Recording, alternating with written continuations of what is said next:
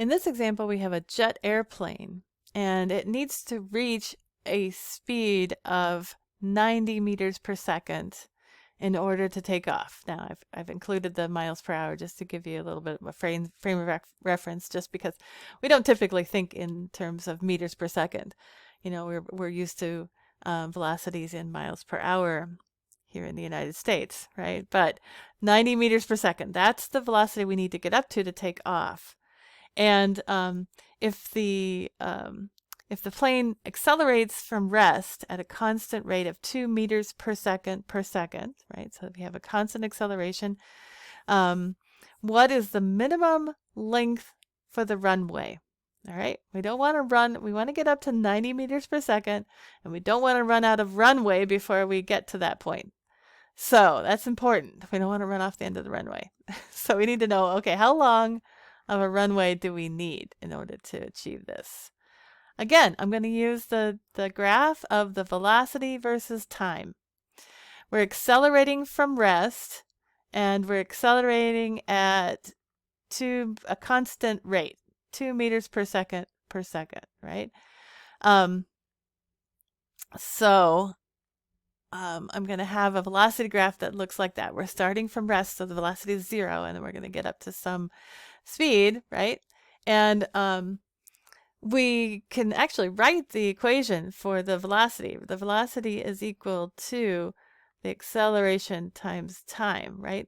This acceleration is just the slope of velocity. It's the rate of change of velocity, and since it's constant, it's just going to be the slope of this line. All right, so what do we need to do here? We need to get up to 90 meters per second, don't we? All right, well, so that means that this point here has to be 90 meters per second. Now, we don't know how much time it's going to take, right? I'm just going to call this T final. That's this distance here.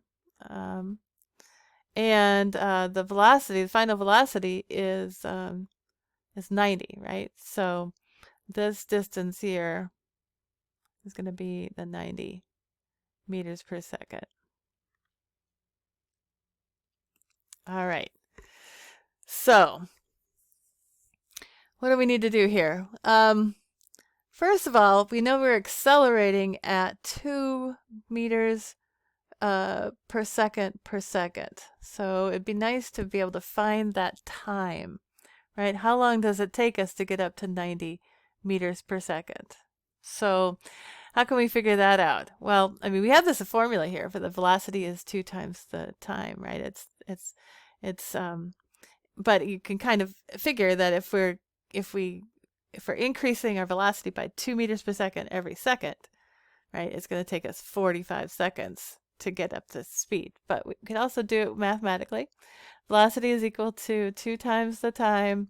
We have the final velocity we want to be 90. That's 2 times whatever that T final is, which gives us the T final, the time it takes to get up to that speed is 45 seconds. Okay. All right, now that we have that, we have the base of this triangle. This is still just a triangle. It's a right triangle, right? Because I dropped a perpendicular line down to the axis to make that triangle. And I know that this distance, this distance is the minimum length of the runway, right? That's probably might want it to be a little longer, actually, but but that's the distance we travel in the time that it takes us to get to 90 meters per second. So I'm going to say, well, let's call it D. The distance that we travel is 1/2 times 45 times 90, right? That's the area of that triangle. And if I do that calculation, it looks like I got 2,025 meters.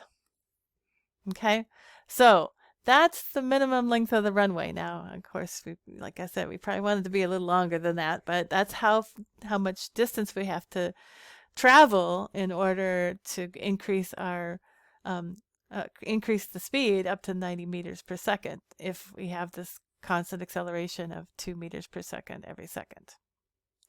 All right, one more example. I'll meet you in the next video.